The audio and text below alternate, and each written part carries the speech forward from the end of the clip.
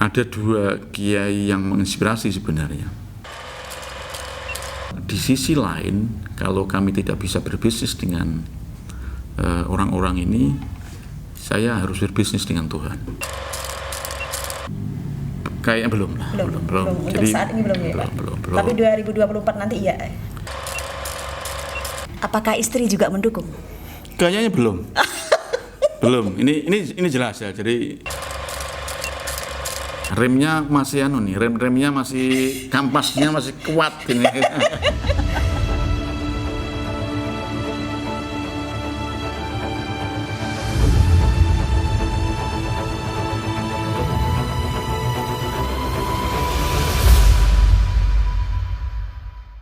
Assalamualaikum warahmatullahi wabarakatuh, Bapak Maskur. Waalaikumsalam, Mbak Dinda. Pak Maskur ini adalah sosok pembisnis yang sukses untuk Kabupaten Jepara. Kita selalu menyoroti perjalanan Pak Maskur yang dulunya sebagai ketua HIMKI, tapi sekarang sudah lengser. Dan Pak Maskur lebih konsentrasi di bisnis kalau kita lihat. Dan bisnisnya ini ternyata semakin nggak karu-karuan begitu, meluap-luap gitu. Kita lihat itu ada sekarang kelapa sawit di luar Jawa. Kemudian kalau kita lihat juga sekarang Pak Maskur ada rencananya pom bensin juga, SPBU. Terus kalau kita lihat juga ini ada membuka butik juga. Terus kemudian skincare yang dikelola putranya Pak Maskur. Nah, selain itu di furniture ini juga mendunia dan kita semua mengenal sosok Bapak Maskur yang sukses. Rahasia apa Pak di balik kesuksesan itu? Silakan. Kalau saya pribadi sebenarnya di dalam proses bisnis bagaimana ini mengalir apa adanya sebenarnya. Mengalir, ada peluang kita ambil kan begitu. Dimana sebenarnya bisnis ini kan begini sebenarnya. Secara teori itu kan bisnis ini adalah mengelola risiko kan gitu, di mana risiko di dalam pelaksanaan risiko yang ada di peluang itu kita manage, ya kita ukur, kita hitung mampu nggak sebenarnya memanage risiko itu kan gitu. Akan tetapi kalau menurut saya enjoy di dalam proses bisnis ini menurut saya penting seperti itu. Perjalanan bisnis saya memang belum lama sih sebenarnya, di mana saya mulai bisnis itu mulai tahun 2002 ya, saya mulai bisnis. Karena basic saya ini kan sebenarnya adalah pengajar, guru kan gitu.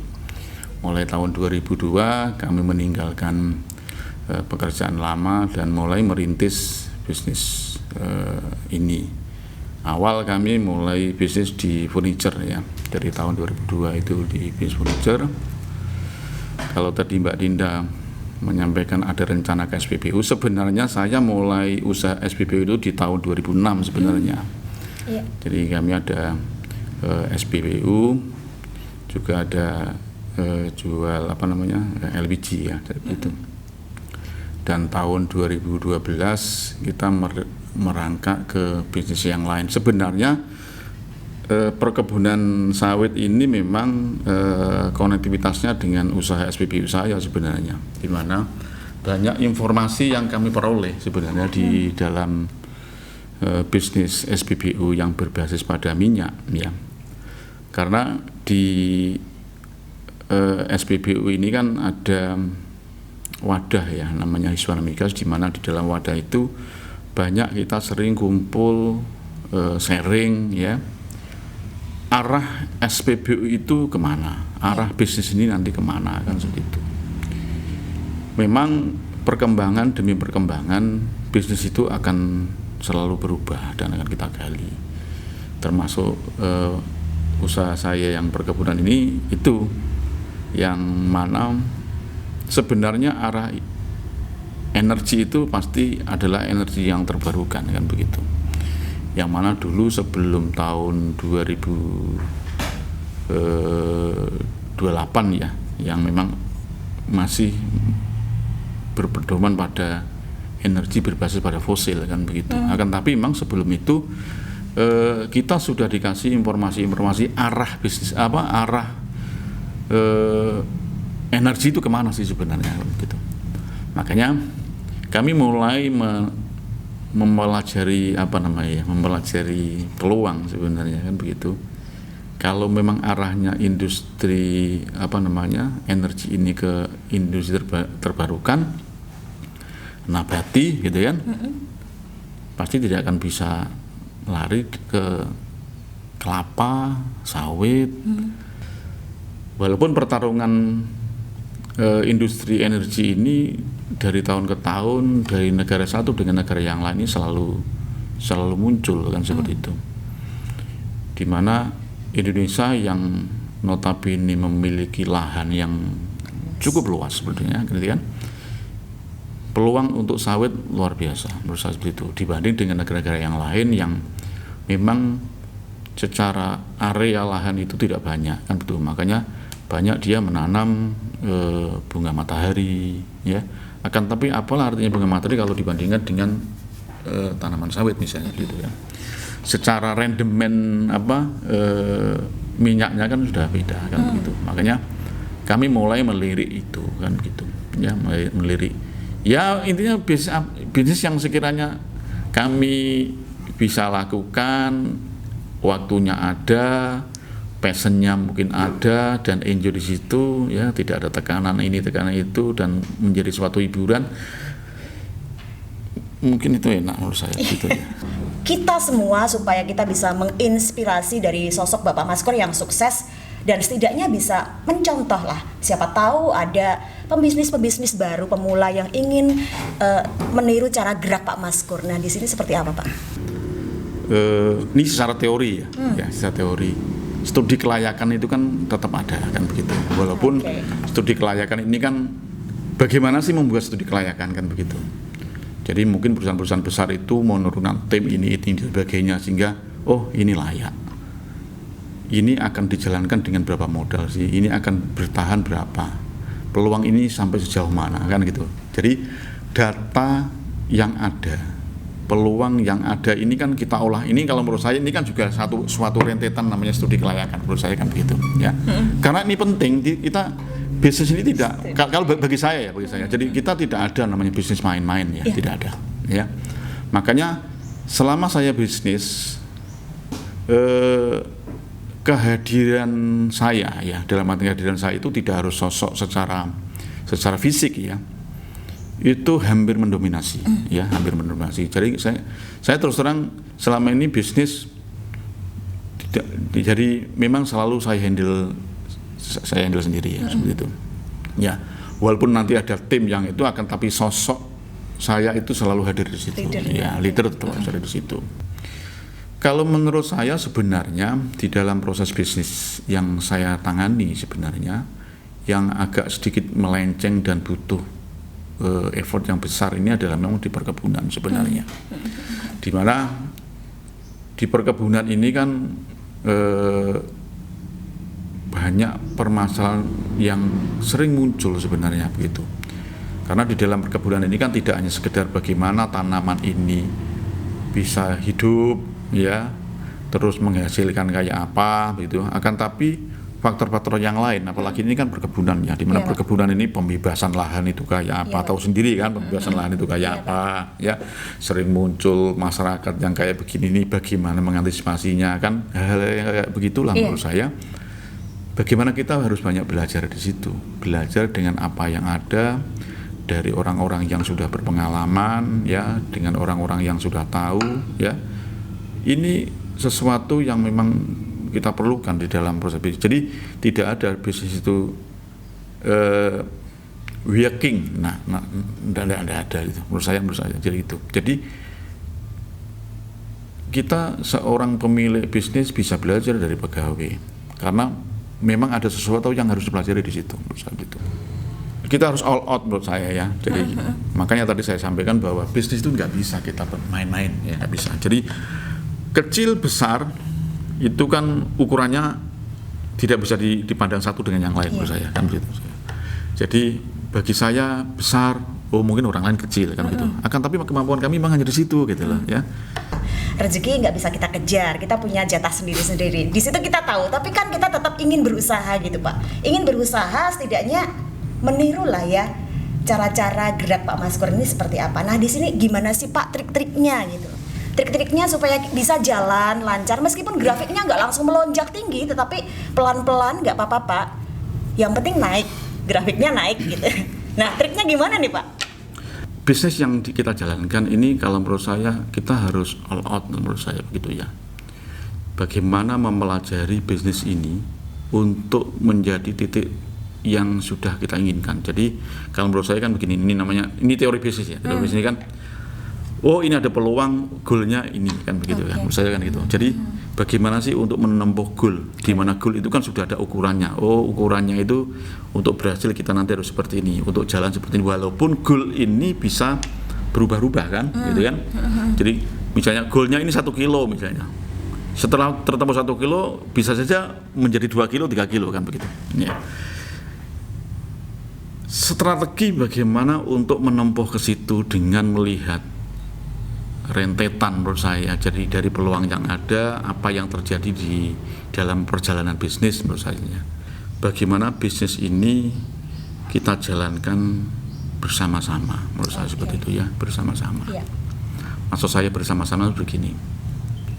Tidak mungkin kami akan menjalankan dengan sendirinya dengan sekuat tenaga tanpa menggantungkan kepada yang lain ya, yang lain oleh bisa orang lain, bisa sesuatu yang lain kan begitu.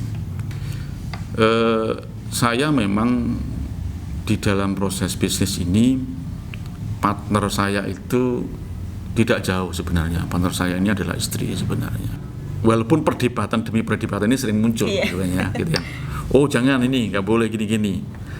Tapi kadang-kadang saya ini kan orangnya apa ya? Saya ini orangnya keras ya. Jadi kalau saya itu tipikal orang yang kalau punya keinginan itu susah dibendung. Ya. Kalau saya tipikalnya saya begitu. Makanya kadang-kadang yang sering ngerem itu partner gitu ya. Gitu loh. Jadi saya itu kalau punya ini ada peluang. Hitungannya kayak begini ya. Ya.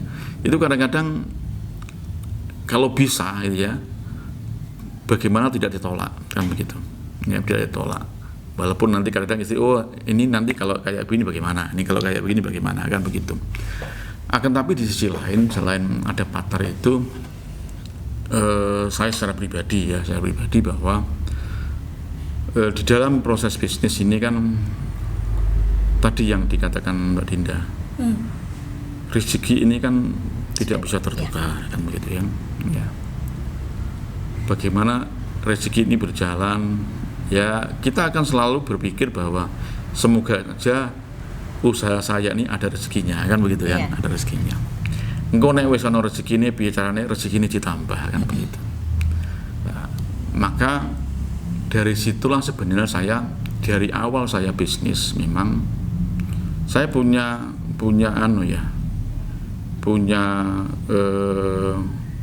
bukan falsafah ya, akan tapi punya keyakinan di mana saya akan berbisnis sama orang-orang yang bagus ya. Kami akan selalu berusaha seperti itu. Di sisi lain kalau kami tidak bisa berbisnis dengan orang-orang ini, saya harus berbisnis dengan Tuhan. Kami berprinsip Tuhan tidak akan pernah membohongi saya dan makhluknya kan. Ini kan begitu katanya kan. Nah, dan saya yakin itu ya. Dan itu pasti ya, mutlak. Ya, kan gitu. Di balik kesuksesan suami ada istri hebat di belakangnya. Ya. Nah itu ada pepatah mengatakan seperti itu. Kemudian tadi rezeki nggak akan tertukar, dikejar sampai kemanapun. Kalau memang bukan jatahnya, ya nggak bakalan kita bisa. Kita diam pun akan dikejar. Iya, kita diam pun akan dikejar. Kalau emang sudah jatahnya kan gitu ya Pak ya. Dan teman pembisnis yang paling nggak bisa dibohongi adalah Tuhan. Iya. Luar biasa. Di sini Pak, saya tertarik juga antara bisnis dan ibadah. Rahasia apa sih Pak bisa selalu solid, bisa selalu meminimalisir tipuan-tipuan itu tadi yang Bapak sampaikan? Ya memang kita sandungan-sandungan wajar lah ya Pak ya, tapi meminimalisir itu tadi loh Pak, terus bisa mendekatkan diri, selalu ingat sama bisnis yang paling utama adalah bersama Tuhan itu tadi. Bisnis dan ibadah selalu beriringan, berjalan. Harus bagaimana Pak? Ada dua kiai yang menginspirasi sebenarnya ya. Satu itu namanya Mbah Dimyati Kaliwungu ya, Kaliwungu. Yang kedua itu Mbah Maimun Zubair. Ya. Sebenarnya saya sowan di situ itu dalam rangka apa yang saya pikirkan, memecahkan apa yang saya pikirkan sebenarnya, kan begitu. Akan tapi jawaban beliaunya ini selalu sama begitu. Tadi yang sebutkan. Jadi saya itu sampai dikatakan sebenarnya itu kamu itu munafik, tapi kamu nggak menyadari begitu. Ya. Setiap saya tanya iya katanya, tapi kamu nggak mau melakukan kan katanya. Gitu. Begitu. Jadi Iya, Pak. Menurut saya ini sesuatu yang besar menurut saya kan, dan mungkin titik balik apa yang harus saya lakukan itu di situ menurut saya begitu. Jadi disitulah saya terus terang mengenal namanya bisnis dengan Tuhan, ya. Jadi dia mengatakan nek awakmu nggak iso dodolan karo menungso, dodolan karo Gusti Allah ya menguntungkan. Karena untungnya jelas, pembagiannya jelas. Kan begitu. Dan nggak mungkin tapi tertukar, nek kowe percaya kan begitu. Percaya kita gitu. Tapi untuk menuju ke situ memang kadang-kadang kan kita susah. Kita menanam 1 akan tumbuh 700, di mana disitulah akan berbuah yang itu. Tapi kan kadang-kadang apa iya gitu. Ada lagi kita setiap menjalankan 1 akan dilipat gandakan ini, apa iya kan begitu. Iya Pak, betul. Jadi untuk menuju ke situ itu memang banyak perdebatan hati, perdebatan ini kuat kan begitu. Benar, berkecamuk dalam hati. Ya, jadi disitulah kegalauan saya sebenarnya saat itu, di mana sebenarnya saat itu saya bisnis kecil-kecilan sih jalan ya. Jadi saya jadi guru juga bisnis ya, saya jadi pegawai negeri bisnis juga kan begitu. Akan tapi itulah sebenarnya di mana saya dikasih apa ya wejangan sama beliaunya. Sebenarnya namanya untuk mengalir apa ya, mencari rezeki itu ya kita harus menciptakan infrastrukturnya katanya kan begitu. Wah ini kayaknya kelas berat juga nih kayaknya kan itu. Kan gitu. Jadi harus menciptakan infrastrukturnya. Gak mungkin Tuhan akan memberikan rezeki kamu duduk nih rezeki enggak begitu. Karena Tuhan ini Allah ini memiliki hukum sebab akibat begitu.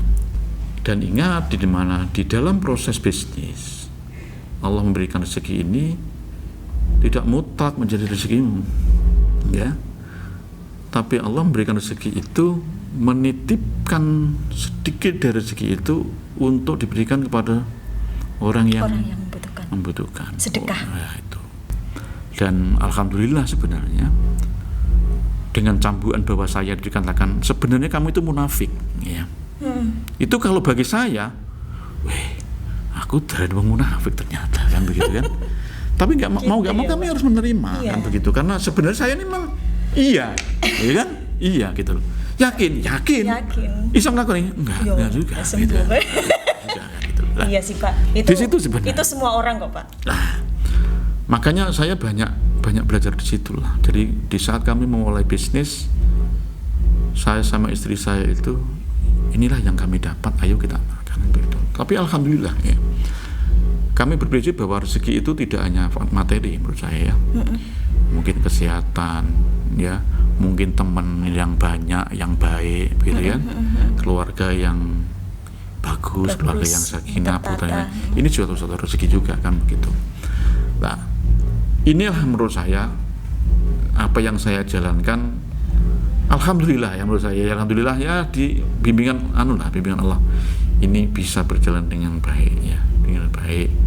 Adalah untuk peluang dijalake ya ono hasilnya kan gitu kan. Jepara Pak, kalau kita lihat prosentase bahkan untuk awal tahun ini ya Pak 2022, prosentase perceraian di Kabupaten Jepara mencapai di angka 200 lebih. Bahkan sekarang hampir 600 lebih. Nah, di sini berarti tidak sesuai dong kalau kita lihat seperti yang Pak Maskor sampaikan tadi, bahwa partner bisnis kita, partner untuk kita sukses adalah istri. Ini kok kayaknya jomplang banget kalau kita melihat persentase tadi ya Pak ya. Nah, kesulitan di sini dari sosok Pak Maskur, apa sih Pak yang membuat kita bisa selalu menjadikan partner kita seorang istri ini untuk penyemangat kita, untuk menjadikan kita sukses, membuat kita selalu penuh dengan keyakinan bahwa bisnis yang kita mulai ini akan berhasil? Ya semua itu kan begini ya, semua ada pilihan kan gitu loh. Jadi kita dihadapkan pada pilihan yang memang kita bebas untuk memilih seperti itu. Akan tapi saya ini begini ya, aku ini memang isone kerja ya, begitu. Saya kerja, ngelola uang nggak bisa saya itu. Oh. Ya saya ngelola uang nggak bisa. Makanya saya terus terang gini, mulai dari awal bisnis sampai sekarang ya. Uang bisnis itu saya nggak tahu sebenarnya. Konsultan remaja karena dia mengaudit apa yang berapa penjualan, berapa ini sebagainya kan. Tapi yang megang uang itu istri. Saya itu pergi ke sana kemari itu saya besok schedule saya mau ke Kalimantan. Ya, siapkan tiket, siapkan saku di ATM. Saya berangkat gitu kan. Dijatah gitu ya Pak. Masalah dijatah enggak juga sih sebenarnya kan gitu. Akan tapi saya itu tipikal orang yang memang terus terang secara pengelolaan keuangan itu kurang ya. Apalagi saya itu kadang-kadang kalau ya mungkin satu faktor pekerjaan yang menumpuk ya, sehingga kadang-kadang faktor lupa itu sering hinggap. Nah begitulah.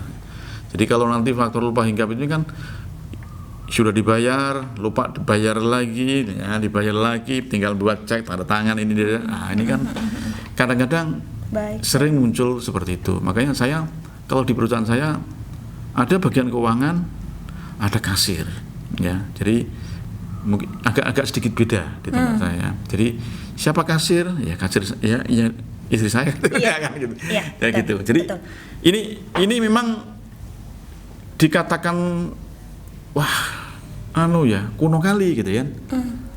Akan tapi ini kami ya memang jalannya saya harus itu gitu kan gitu. Jadi kok kurang profesional ya kayak orang mungkin karena itu. Akan tapi ya saya anggap ini profesional bagi saya kan begitu kan. Bagian keuangan hanya mengatur ini pengeluaran ini bagaimana uang keluar, bagaimana ini tetap ada kasirnya kan begitu. Jadi menurut saya screening di dalam proses ini akan menjadi pengaman seperti itu. Tepat sekali Pak, saya setuju tadi karena memang di sini pengendali segala sesuatu adalah kasir kita adalah istri dan itu semua bisa aman. Insya Allah aman. Satu hal Pak yang bikin saya masih selalu ingin tahu untuk menuju K1 2024, apakah istri juga mendukung? Kayaknya belum. Belum. Ini jelas ya. Jadi saya terus terang begini, masalah saya suka politik ya, karena